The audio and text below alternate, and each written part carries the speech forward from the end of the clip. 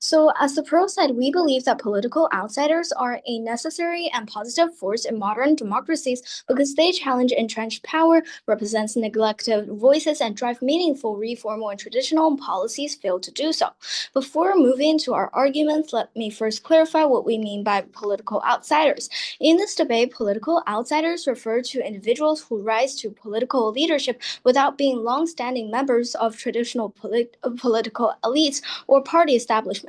These are people who come from backgrounds such as civil society, business, activism, or local communities, and who are not deeply embedded in existing political power structures. Supporting their rise does not mean rejecting experience or professionalism, but rather encouraging openness in political systems so that leadership is not monopolized by a small self-serving elite.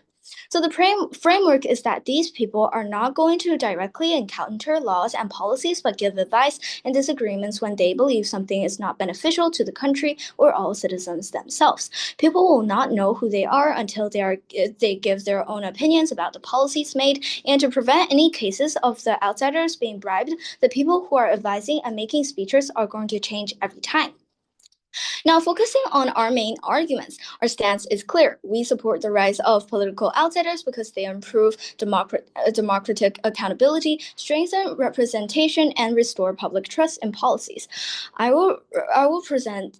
So, my first argument is that political outsiders are essential in challenging entrenched political elites and breaking cycles of corruption and stagnation. In many countries, politics is dominated by career politicians who rotate between positions of power, forming close networks that prioritize party loyalty, corporate interest, or personal gain over public welfare. Over time, this leads to policy stagnation, regulatory capture, and widespread corruption. Insiders often have strong incentives to preserve the status quo because they benefit from existing systems. So political outsiders disrupt these patterns because they are not deeply tied to party machinery or long-standing alliances.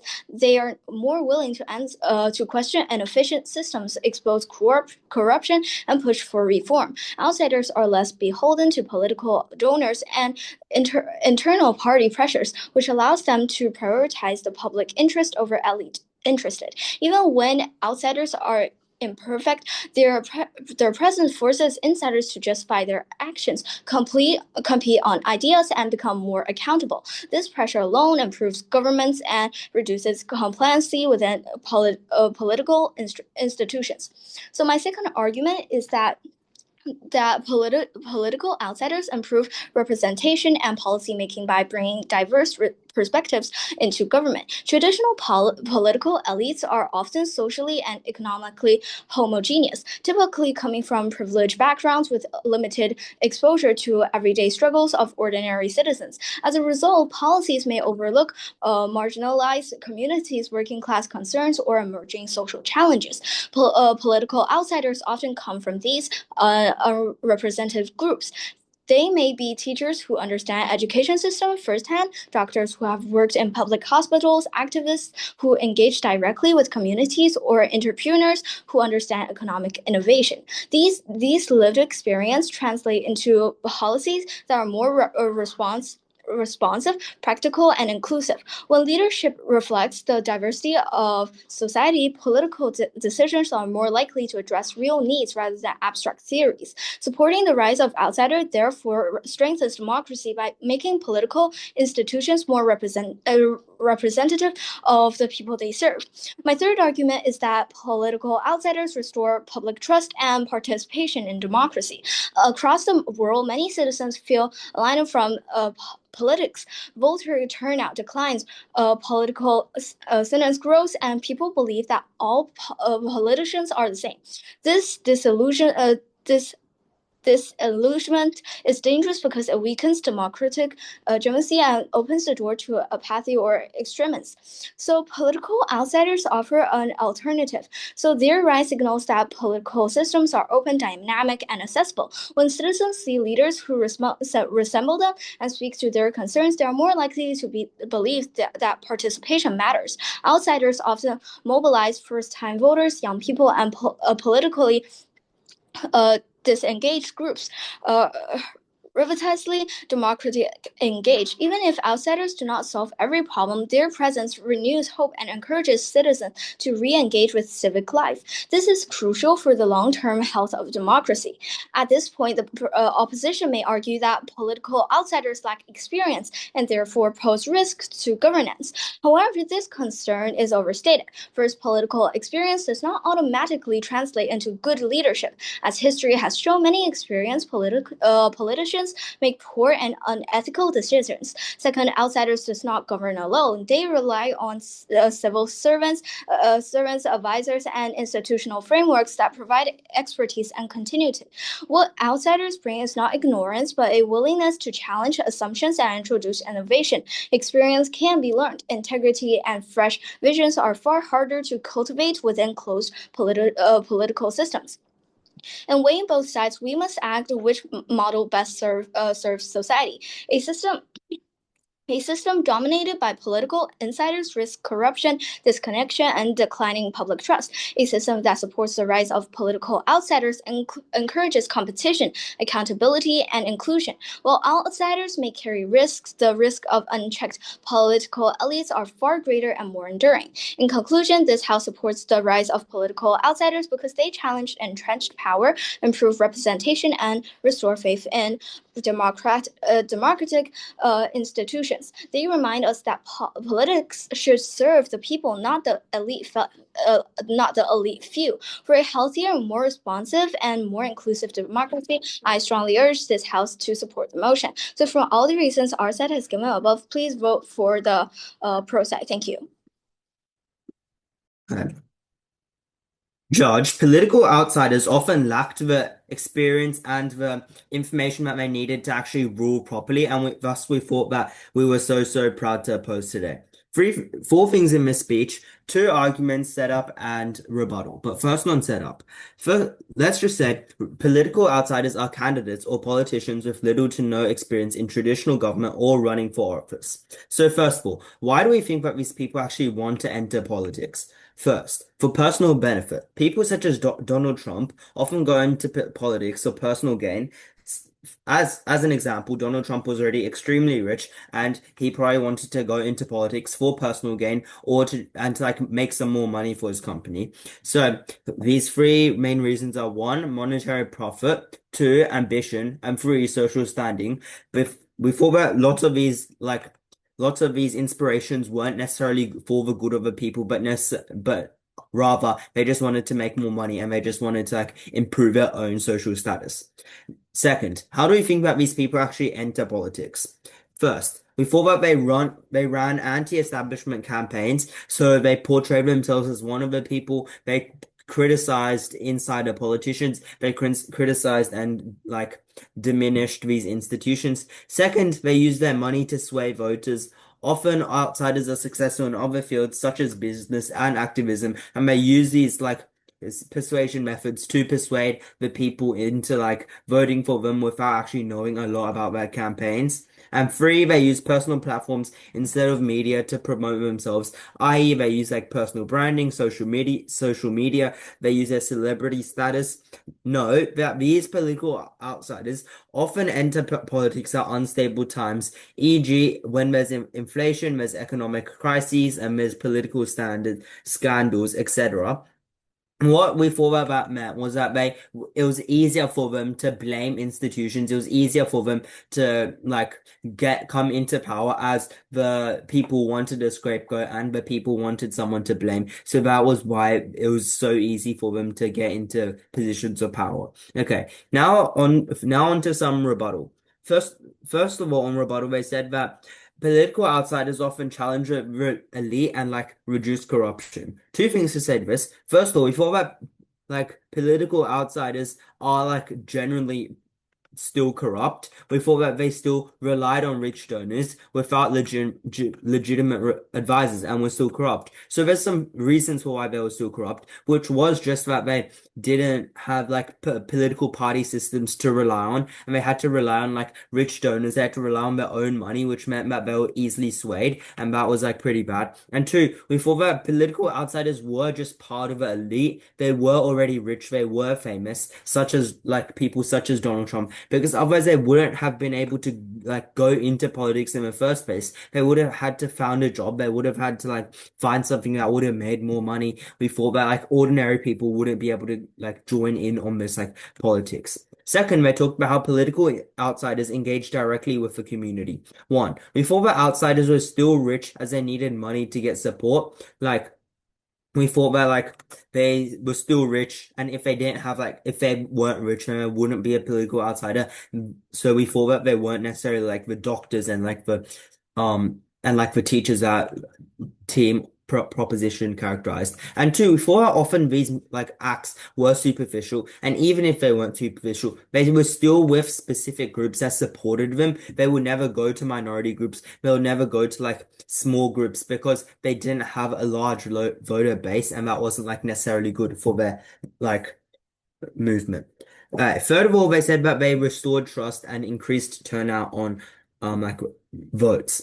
So, two things to say to this. First of all, we thought that one, they often just didn't deliver on their policies. That was to say that after a while, they prioritized short-term change, but in the long term, they failed to deliver on policies. So after that, we thought that voters would lose even more trust because they wouldn't know who to trust, and like that would mean that trust would get worse. And two, before they also just eroded institutional trust to get onto their platform. What that looked like was they like bad-mouthed these institutions such as like media, parliaments, courts to be able to get that standing and to become like a politicians. Any POIs?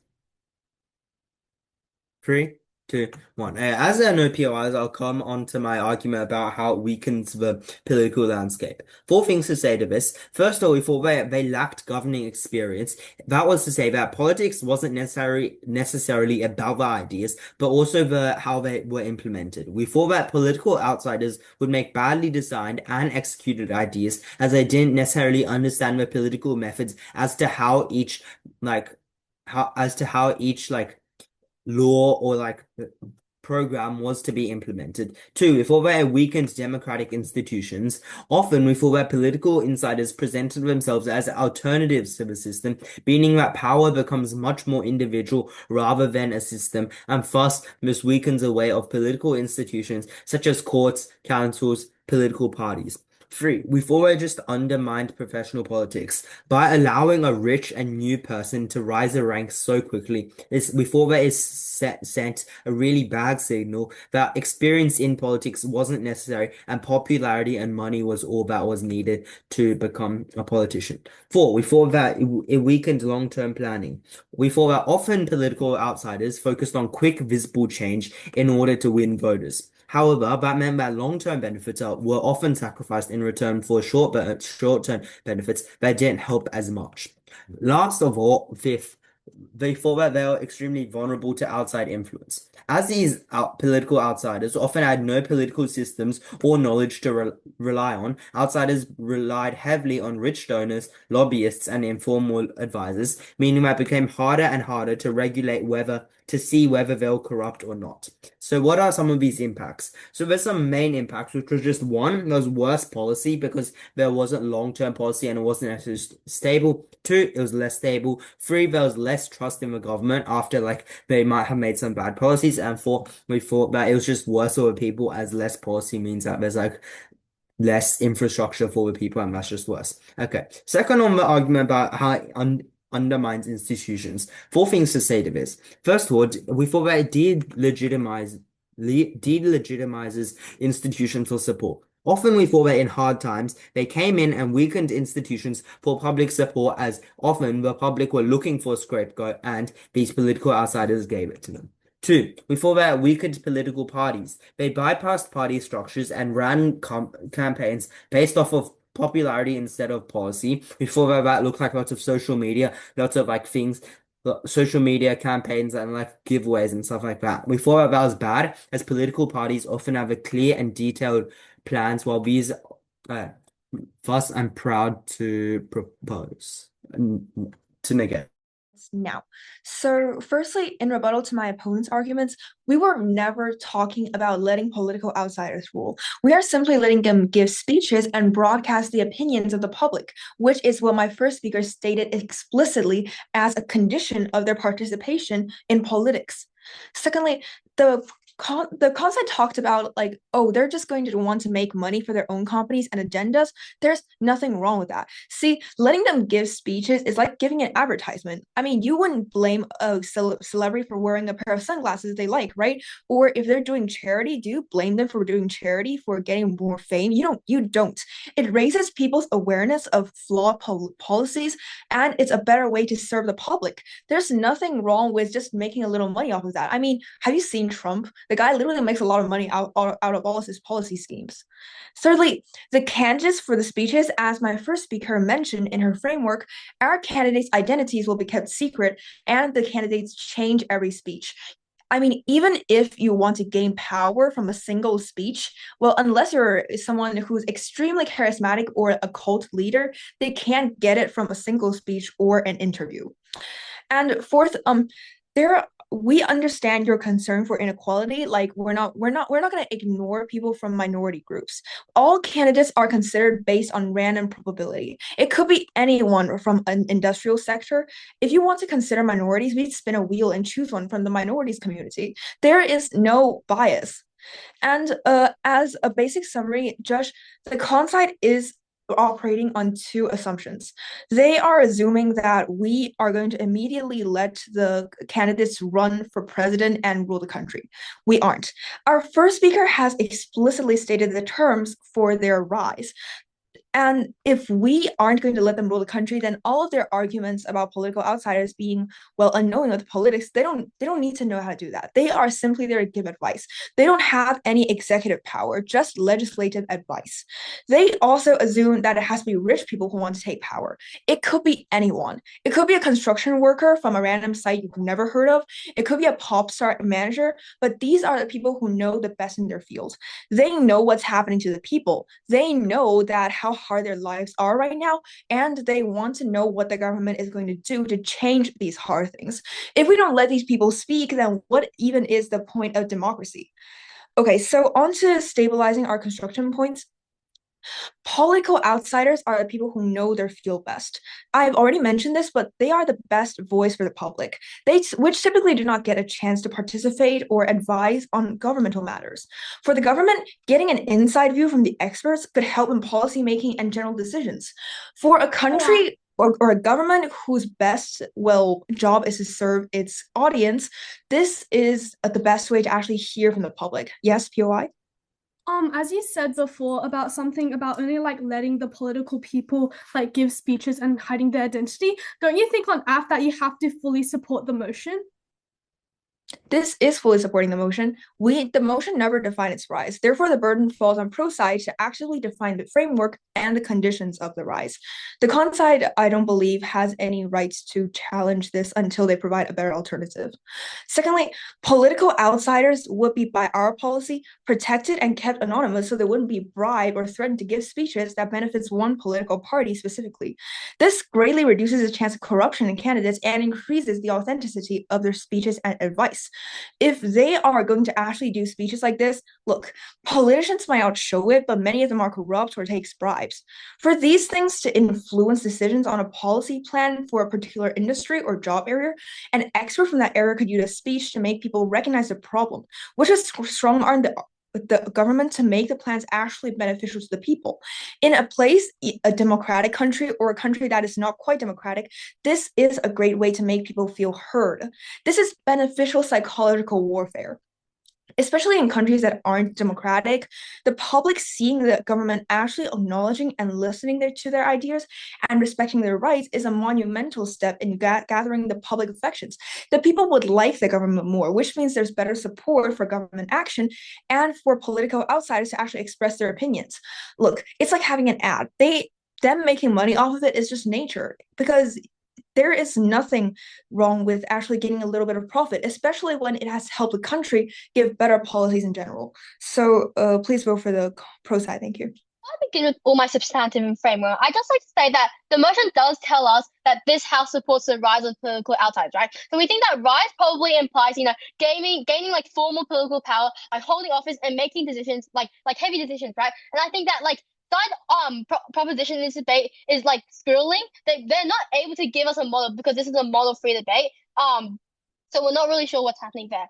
So but even if we do like accept everything they've given us so far, right? I have a few responses. So first of all, they tell us that like each like the speakers will change like after one speech each, and like they won't be like given like their names won't be revealed, etc. Right? So I just like to say that first of all, like I think the danger of having like speakers changing after one single speech each time means that there's just like the danger of like fragmented representation, right? Which means that like and also like the advice they give can be extremely dangerous without like experience, right? Because like the outsiders without institutional knowledge, it can just lead to poor governance. I think that like and also like about how they like presenting these issues, I think that it's fair to say that these outsiders, because they have no political knowledge, it's not necessary for them to be speaking in a political setting, right? That is to say that they can probably speak elsewhere, for example, through like engaging in public discourse, through media articles and blogs, right? They can join the support advocacy groups. I think that was something they always had an option to, which doesn't impact like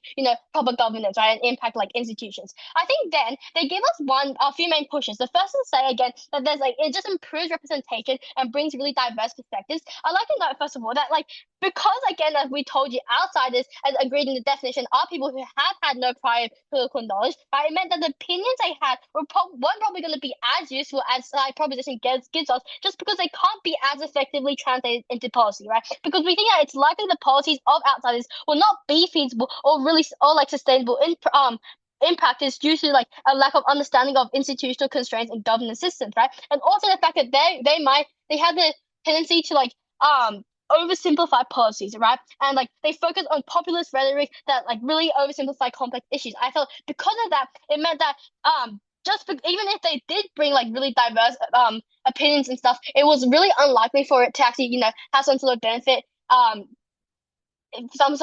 actually be put into policy, right? So I think that was something they when they didn't really consider on their side, right? And we had not a lot of response at second. I also think that like they say that it improves democratic accountability. And I think as I'll prove, one of the mechanisms for my point about why, which I'll talk about later, about why it's actually bad for the public, I'll explain to you how it actually weakens like the institutional accountability. So I have two substances in this speech today. Firstly, finishing off some of my first speaker speech about how does this actually like undermine institutions, and secondly, how does the long-term impacts on people, right? Firstly, how does this undermine institutions? I think first of all, it really note this is a direct rebuttal to their response about how this increases democratic accountability, right? I think first of all, it just delegitimizes institutions for support. Often the hard ties then come in and weaken institutions for public support. I think secondly, like it really weakens political parties, right? They bypass party structures and run campaigns based off of popularity instead of policy, and I think this is really bad as political parties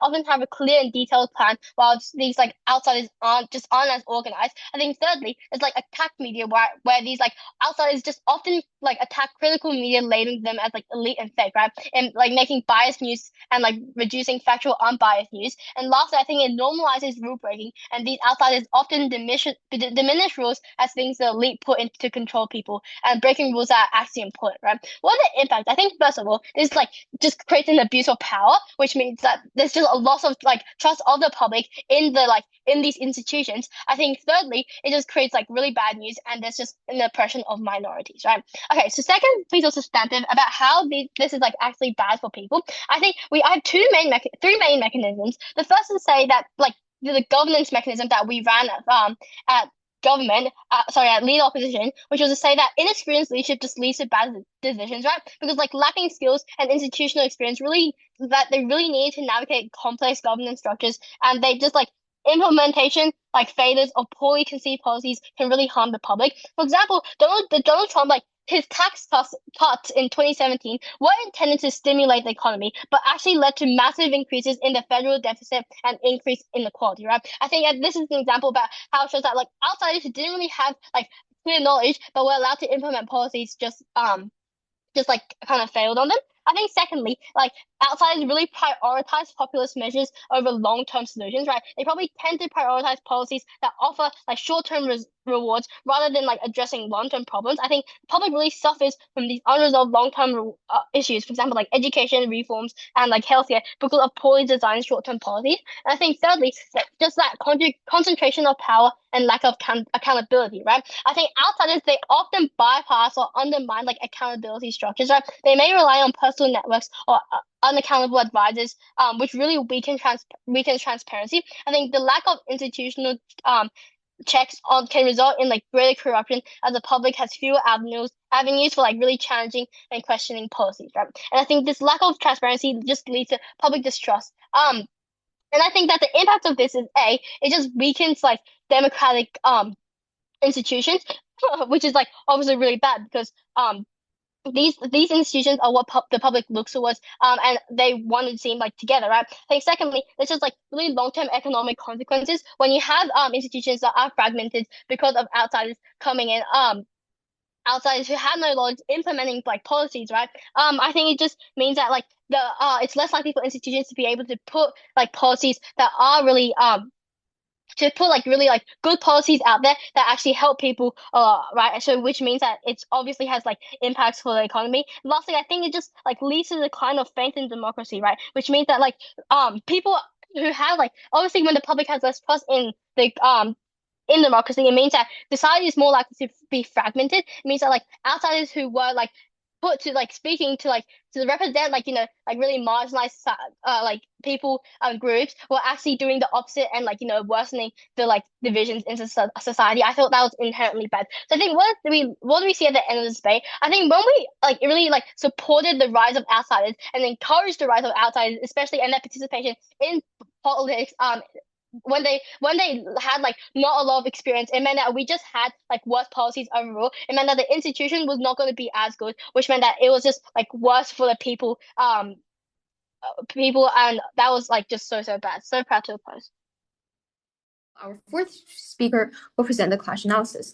So firstly, point of clarification. So our side clearly stated in our framework as defining rise as gaining more presence in the political field, not immediately gaining much power, such as taking hold of the whole country. And my opponents only started challenging this in their second speech. And if they really want to challenge this, they should have said that in their first speech. However, they did not. And Judge, we believe that it has came up too late. And okay, starting on my rebuttals. So support for political outsiders actually stems from widespread public frustration with mainstream parties. Judge, why do you think that we need to let political outsiders present the ideas? Clearly, it's because the normal people cannot do this and the government are not making them happy. They are frustrated with it. That's why we need some normal people to present their ideas. Many voters feel established politicians have failed to address key issues like economic inequality, job losses, and social divisions, and that leads to a loss of trust in the political status quo. Outsiders are often viewed as untainted by the corruption, lobbying, and partisan gridlock that plague these traditional politics. This perception makes them appealing to people who want a clean break from the old system rather than more the same policies and empty promises. Additionally, political outsiders tend to communicate in straightforward, relatable language. They often use social media to connect directly with ordinary voters, skipping traditional media outlets that many people see as biased or out of touch. This direct style helps them build strong grassroots support quickly. Finally, outsiders frequently offer bold, unconventional solutions to long-standing problems, and mainstream politicians often avoid radical ideas to keep their bases happy. But outsiders can take risks and push for change that voters believe is long overdue. Our framework is simple. We randomly pick people who are experts in different fields and give advice and insight on political matters. Their side has completely given the wrong meaning to the motion. Rising means getting bigger, which means having a bigger presence. We are giving the public voice a bigger identity and a voice. If the motion wanted us to interpret it as gaining power and ruling the whole POI. country, they would, yes. Under your world, with one speech per person, how would they be able to fully convince their ideas to the political people with one speech? So firstly, we already told you that we are not just so firstly, speech is not the only thing that they do. Then what do you think is the point of social media? It's exactly social media that has made them connected to the people, since social media is something that everybody uses every day, so they'd be able to connect better through them. And have you ever seen any politician using this kind of method? No. That is why they never really connect with the people and they never listen to their advices. And that is exactly why we want these random people to come and express their ideas so that the people under them will have a better life. Yep. And continuing with what I was saying, they would have written rising in power and prestige. All of the concerns that the Kansai mentions are completely void. No one can gain extreme power or fame in a single speech or interview, even if they gain profit. What of it? It's like a celebrity wearing a band of sunglasses which sells better the next day. We are making the policy and country better by making people aware and change the flaws in policies that might harm these industries.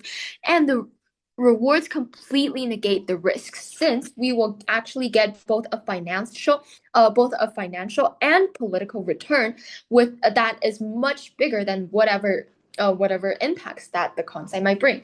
And also, we believe that in our world, we actually give a better solution, since on our side, the people are going to be satisfied. And we believe that making them satisfied is the top priority of the country. Since if we cannot even satisfy people's need, then what is the point of this political party? What is the point of the government? It is only if we let these normal people who haven't been in these difficulties, who are not affected by corruption and these complex political issues, express their ideas, that people's ideas will get heard, so that the people might actually get satisfied. Just think of this. In the Kansai, their world is full of corruption and people and politicians who don't actually listen to the normal people, which takes up more than half of the population, at least half of the population, right? However, on our side, what we propose will be caring for everyone.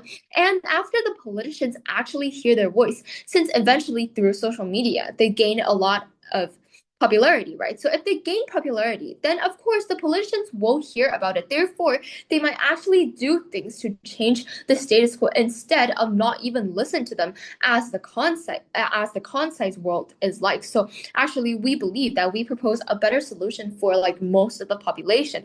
When our opponents only care about the rich people or people who have a lot of power, and they actually take up a minority of the population, meaning that the Kansai only satisfies a small portion of the society, while our side actually satisfies most of the society. Okay, so based on these reasons, Judge, we urge a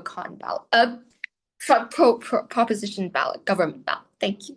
One, if opposition wants to define rise as gaining presence in the political field, sure, we'll concede that. But I think opposition still does not have the fiat to be able to swap out speeches and people, because firstly, that's physically impossible, right? There aren't that many people entering politics in the first place that are competent enough to give a speech or know enough about politics to give a speech. Secondly, I think if opposition wants to debate on that claim, I'll just want them to know that their impacts are probably harmed if they aren't supporting the full extent of the topic. Therefore, I'll just adjudicated to keep that in mind when I began the rebuttals, right? A few things then. First thing, on how does it impact politics and politicians? Second theme, on why it's bad for the general public overall. A few things under the first theme then. I think Affirmative told you a few things. First thing they told you was that it breaks the cycle of corruption. Second thing they told you was that it improves political representation. So firstly, onto their better claim about how it improves democratic accountability and how it breaks the cycle of corruption. First response is just to say that the political outsider is probably also going to be corrupt, because it is not the individual that's inherently corrupt. Many politicians do go into politics with probably good intents, with wanting to help the people alongside fame. I think it is inherently the system that causes the corruption, right? For a few reasons. First thing, political systems often reward winning elections over honesty. Secondly, any system where a small group controls budgets, they control laws, where they control like appointments and like contracts, creates like unchecked power, right? But thirdly, even if you don't believe that, I think the lack of transparency that is inherently built into politics, for example, political systems that operate within like closed doors, like vague rules, etc., and I think all of those things just lead to like easy growth of corruption, right? But fourth thing is just like elections are expensive. Even at our worst case, that's a fact. It creates a heavy dependency on the donors. Even if someone enters to politics with the best of intentions, the system still pushes them into a relationship that creates like corruption, right? Because they do have to rely on their donors a lot. Therefore, I think at opposition's best case, corruption is at most symmetrical. But also, I think at their worst case, if not, we just believe that the outsiders are probably more corrupt, as we told you, because they probably do have like a much more like demand for donors because they are outsiders. They probably do have more like temptation for corruption, right? As we told you at first. I'll take you, PY.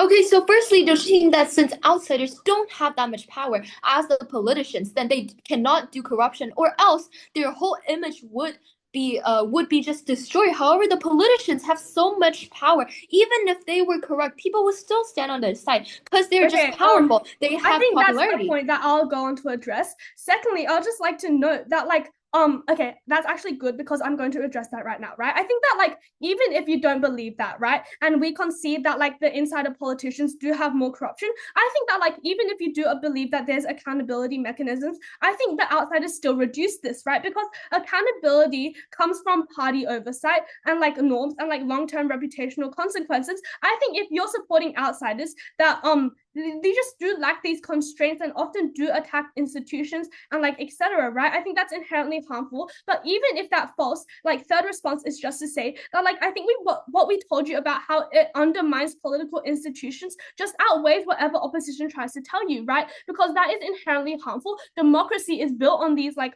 institutions. Therefore, I think undermining them is a huge harm that opposition is supporting. Therefore, second push they told you was that political outsiders improve political like representation and like etc. First response is just to say lived experience does not equal representation. One person cannot represent millions. Secondly, even if you don't believe that, many outsiders are just wealthy like on their side, right? Like I think if you want to run for position of power, or if you even simply want to enter politics in the first place, you do need some sort of safety net, and that safety net comes in the form of money, right? Even if it's like your self-earned money or like from like inheritance, I think either way it does not matter, because an outsider at the end of the day lacks like a sufficient understanding of like ordinary people that opposition is trying to prove, right? Therefore, at the end of the day, I just think we win that theme about how it harms like politics and politicians in general. But even if you don't believe any of those rebuttals, I think that like we just win this theme too because of our weighing, right? I think that like if we're able to prove even a slightly marginal harm on like the political landscape, I think it leads to a huge long-term impact, right? Because it's going to lead to like detrimental public trust, even if there is like even if we aren't able to get the full extent of that argument. Therefore, then how does it impact the general public? They told you a few things here. First thing they said was that public trust and democratic participation will be harmed, and like somehow like the politicians are going to use like social media to promote themselves. A few things on like that social media point briefly. I think that like that's bad because popularity replaces competence. Outsiders often gain followers by posting opinions, outrage, or catchy slogans, not by having experience or expertise. I tell you, look at the example of Donald Trump, right? But also moving on to public trust, I think a few things here. Firstly, we just flip this argument. I think outsiders rely on grand campaigns talking about plans of like cleaning corruption, etc. That just means they raise themselves to a standard that they cannot like meet, right? Because when they inevitably fail, I think public trust collapse further, right? Well, second thing is just to say that like I just don't understand how pushing out new reckless laws is going to create public trust. And like Third thing to say is even if you do concede that they get public trust, I think it's going to be incredibly short term, right? Because these outsiders, they just do lack the experience of going to law school, etc., etc. And I think that like in the long term, it's going to be detrimentally harmful.